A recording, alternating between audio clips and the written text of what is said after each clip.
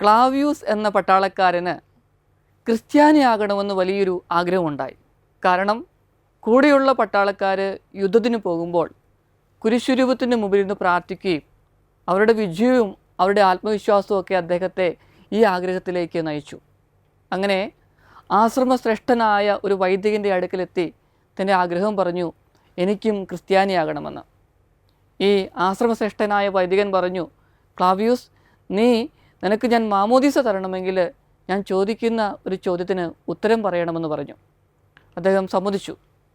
ഇദ്ദേഹം ചോദിക്കുകയാണ്, ക്ലാവിയൂസ്, ഗാഗുൽത്താ മലയുടെ വിരിമാറിൽ ഈശോയെ കുരിശിൽ തറയ്ക്കുമ്പോൾ കുരിശിൻ്റെ ചുവട്ടിൽ നീ ഉണ്ടായിരുന്നുവെങ്കിൽ എന്തു ചെയ്യുമായിരുന്നു?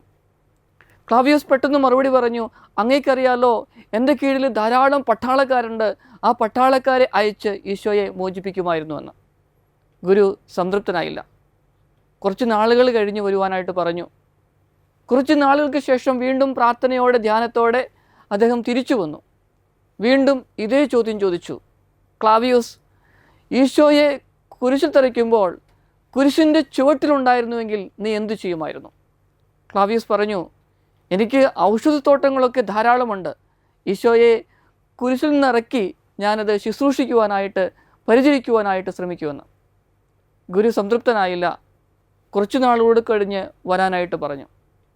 അങ്ങനെ കുറേ നാളുകൾക്ക് ശേഷം പ്രാർത്ഥനയോടെ ധ്യാനത്തോടെ വീണ്ടും ക്ലാവിയൂസ് ശക്തമായ ആഗ്രഹത്തോടെ തിരിച്ചെത്തി. വീണ്ടും ഒരു ചോദ്യം, ക്ലാവിയൂസ്, ഗാഗുൽത്താ മലയുടെ വിരിമാറിൽ ഈശോയെ കുരിശിൽ തറയ്ക്കുമ്പോൾ കുരിശിൻ്റെ ചുവട്ടിലുണ്ടായിരുന്നുവെങ്കിൽ നീ എന്തു ചെയ്യുമായിരുന്നു? അവൻ ശാന്തമായി മറുപടി പറഞ്ഞു, എന്നെയും ആ കുരിശിൻ്റെ പിറകിൽ കുരിശിൽ തറയ്ക്കുവാനായിട്ട് വിട്ടുകൊടുക്കുമെന്ന്. പ്രിയപ്പെട്ടവരെ, ഇതാണ് ഓരോ വ്യക്തികൾക്കും ഉണ്ടാകേണ്ട മനോഭാവം. ആഗതമാകുന്ന ഗുഡ് ഫ്രൈഡേ എല്ലാ മംഗളങ്ങളും ഏറ്റവും സ്നേഹത്തോടെ നേരുകയാണ് ചെയ്യുന്നത്.